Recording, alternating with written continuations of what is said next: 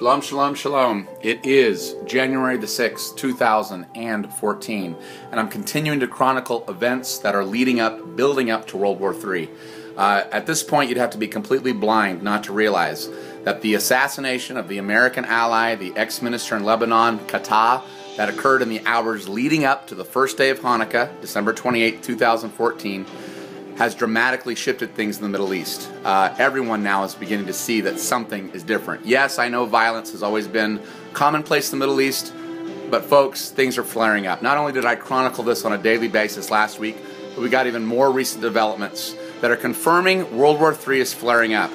Right now we have news coming out from yesterday and today that the violence in northern Syria, as Bashar al-Assad's army is moving against various al-Qaeda and Syrian rebel bases, is the most violent and intense it has been since 2011, when this whole thing started, where rebels tried to overthrow Bashar al-Assad. Okay, this is a news story, so I'm going to put these in the description links at the bottom of the video. Also, late last night, we had Iraq having to bomb al-Qaeda camps along its western border, which is essentially the eastern border of Syria. These huge developments are continuing to show that war is brewing. There is a person named Professor Macmillan who wrote a book last year where all these parallels were drawn between World War I and what's going on right now. The nationalism that fueled the Balkans and that laid the groundwork for World War I in 1914 is very similar to a lot of the sectarian violence going on across Lebanon, Syria, Iraq, even some northern parts of Israel and across the Middle East. There is just toxic nationalism. The assassinations and bombings that were done by communist revolutionaries and anarchists back in 1914 are very similar to the violence being promoted by the Islamists throughout the Middle East.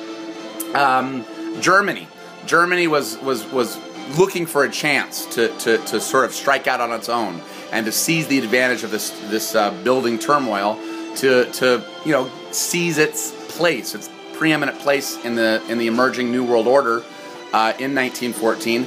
China is in a very similar position.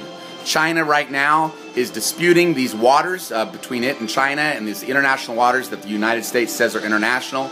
China is being told it has to have its place in this global economy, and yet it takes a lot of the debt on from the United States while it continues to grow militarily and economically. So China has a lot of similar motives to Germany in 1914 to strike out on its own.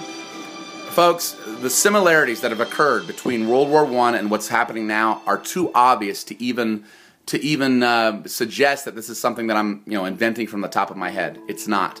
I didn't even know about this Professor Macmillan when Yah spoke to me on the Friday night leading into Hanukkah that remember World War I. Remember World War I.